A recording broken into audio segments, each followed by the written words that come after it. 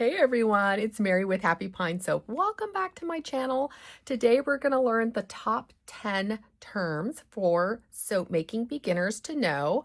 These are super important. We're going to cover things like trace and acceleration and soda ash and water discounts and all sorts of things that you probably are like, oh my gosh, this is too many things for me to know what the heck I'm doing. I'm not even going to bother with soap making. It's too difficult. So I've taken the mystery out of these. I'm going to explain them super simply and easily so that you can get a hang of all of these very crucial, important aspects to soap making. And I really hope you enjoy this. I hope you find it useful. Down below, I'll have a bunch of extra videos for brand new beginners, things like controlling trace, creating your own soap recipes, learning soap calc, all of those really cool things. I'll put them below in the description too. So if you'd like to learn stuff like that, I have lots of extra videos for brand new beginners. And without further ado, let's get started. Saponification is basically the chemical reaction that makes soap. It's when lye and your fats and oils combine, and what is left over is glycerin and soap. Extra precaution is needed when you make soap because lye is an incredibly caustic substance, and it is responsible for breaking those fatty acid bonds in our oils and butters. And what you have left over the next 24 to 48 hours is soap and glycerin. So the whole process is done in about 48 hours in terms of saponification. Did you know that glycerin is a very valuable component of cold process soap? This is the wonderful molecule that's responsible for making our soaps mild and actually draws moisture to the skin. It can even promote healing. So glycerin is something that is left over in our soap after saponification is done, and that's what sets it apart from a lot of store-bought soaps, which are actually not really soaps at all, but instead are detergents. So each butter and oil will have a sap value that is unique to that oil. The sap value is basically the amount of lye that it takes to make a specific oil or butter into soap. So each butter or oil will have its own unique value, which you can see here in this wonderful table that I will include below in the description. The term superfatting often confuses new soapers, but not to worry, I will explain it super simply here. Basically, superfatting is adding a little bit of extra oils to your recipe, more than the actual amount of lye can saponify. So basically, you have free floating oils that stay present in the finished soap. Superfatting is wonderful because it adds an extra layer of mildness to your soap. In addition, it's just an extra safety measure so that you don't have a lye-heavy soap. And as you can see here on Soap Calc, this is where you adjust your superfat. A very common superfat level is 5%. Sometimes new soapers can confuse curing and saponification and think they are the same thing.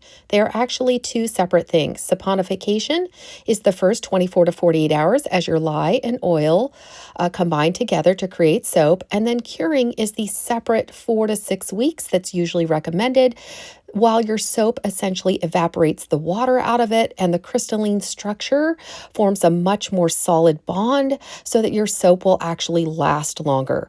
It technically is safe to use in the first, say after the first 24 to 48 hours because saponification is complete and there's no lye left.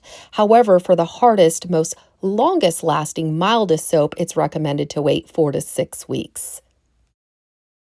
Trace is another thing that can be very frustrating for brand new soapers. Oftentimes you need a specific trace for a specific design. Some designs require light and thin trace, others you need a more thick trace. And oh my goodness, so many things can impact trace and frustrate brand new soapers. This is one of my favorite videos that I made. It's actually a quick reel on Instagram that I created on my Happy Pines Instagram page. But basically, this is showing all the different types of trace, from emulsion when your soap batter is barely together, to light trace, which is perfect for very intricate designs and long soaping times. And then maybe for more layered designs, you will be wanting to do things like medium and thick trace, for example, the spoon plop design. But in a nutshell, there's a number of things that can impact your trace. So hard oils, for example, trace faster, versus things like olive oil will trace a lot slower.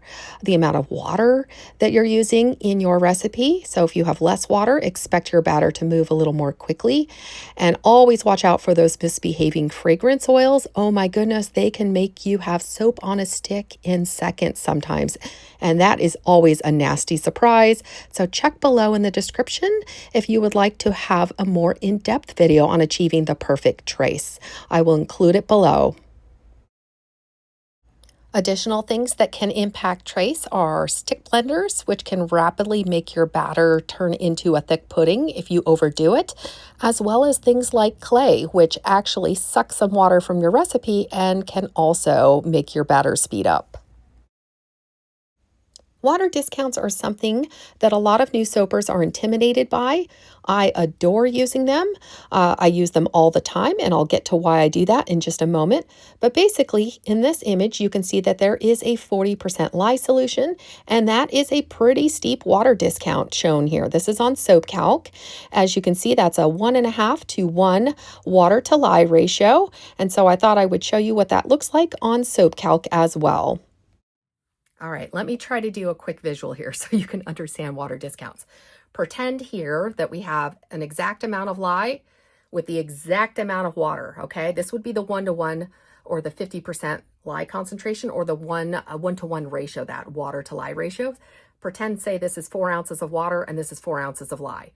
That is always the steepest water discount you can do, with an equal amount of lye and water, all right? That is the steepest. You can't go any more than that. Now, for example, you could do something like the 40% or even a 33% lye solution.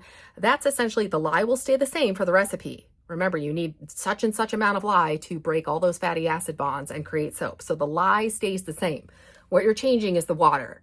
So a water discount that's not as steep will have more water. All right. So that's the only thing that changes. Your lye stays the same, just more water basically.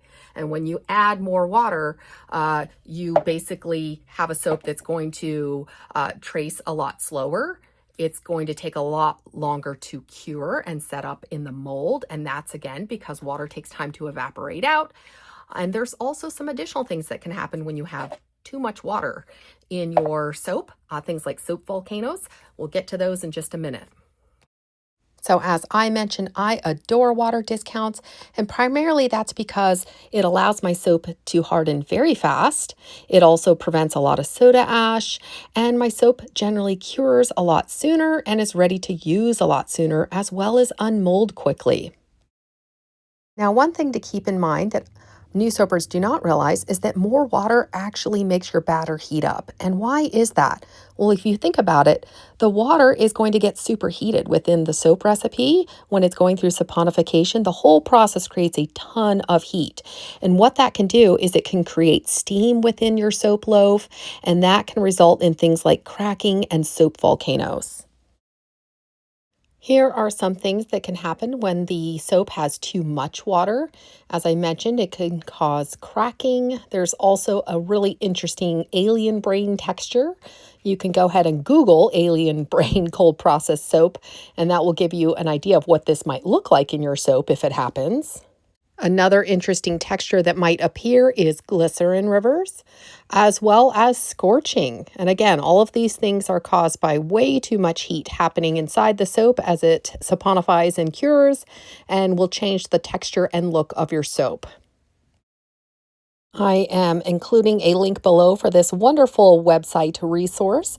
You can check it out below in my description. It goes into much greater detail about water discounts, and you will very much find this helpful. Gel phase is another term that you might commonly hear on the various soap channels. Gel phase is basically a higher temperature phase during saponification after the soap is poured.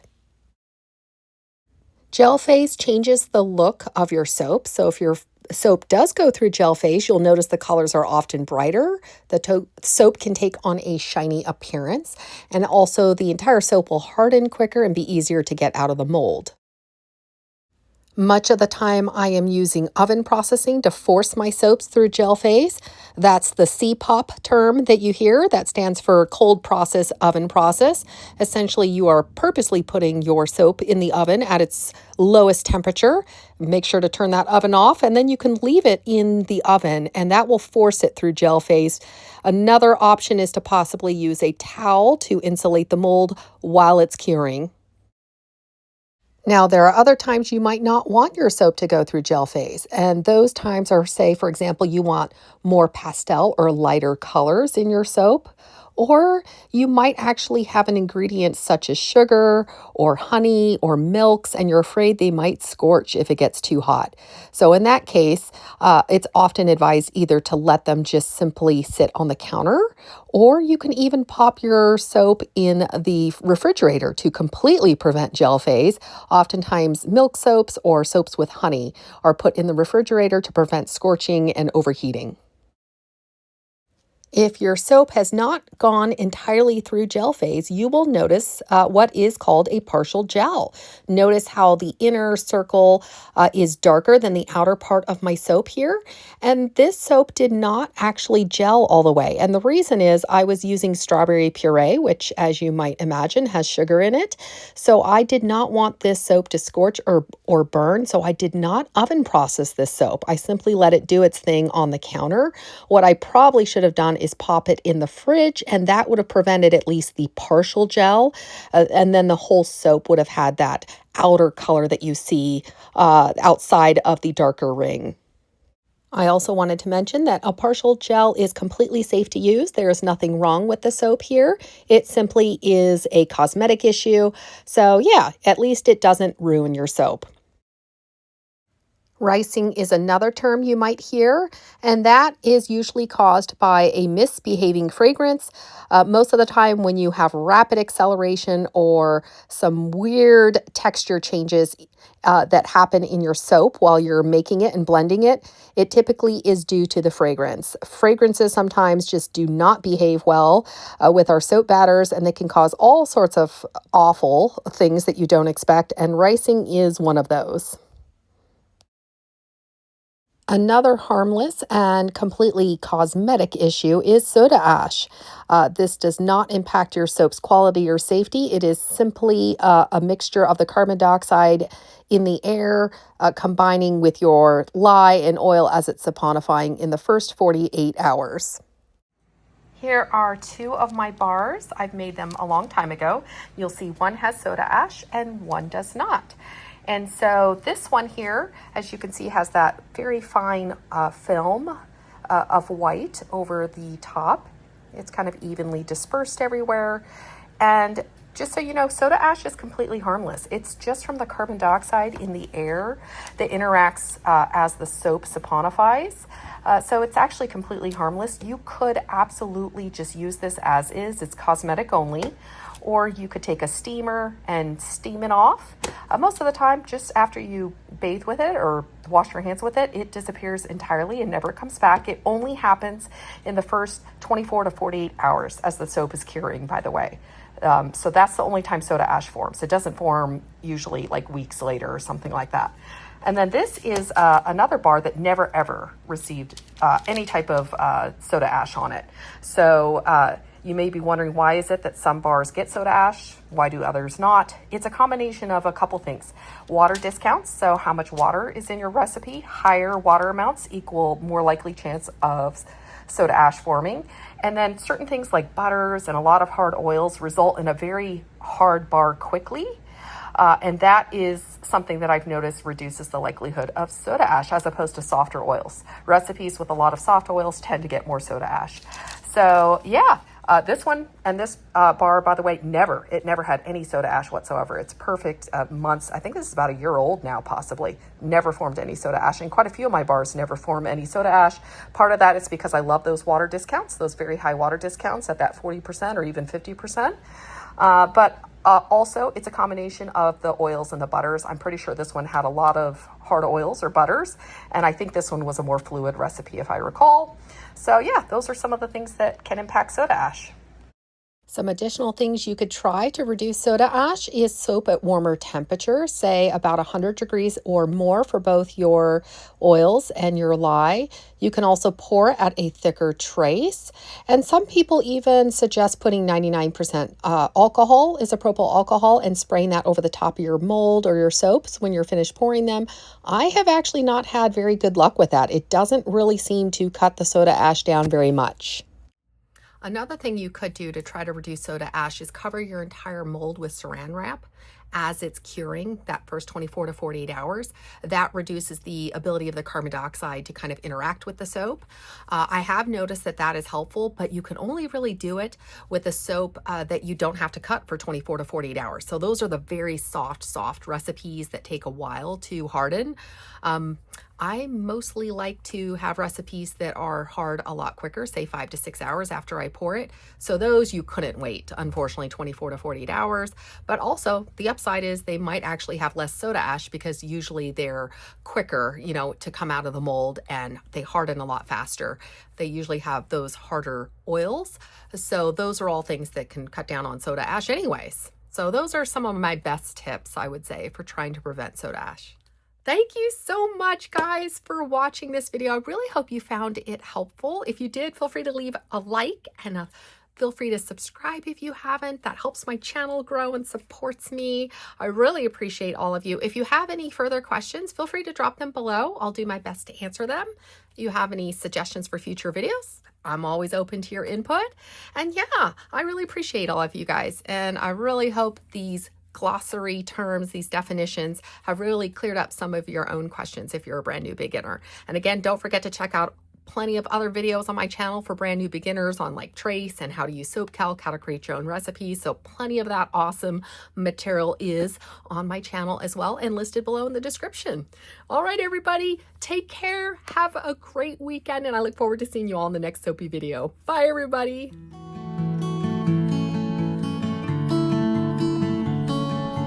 Thank you.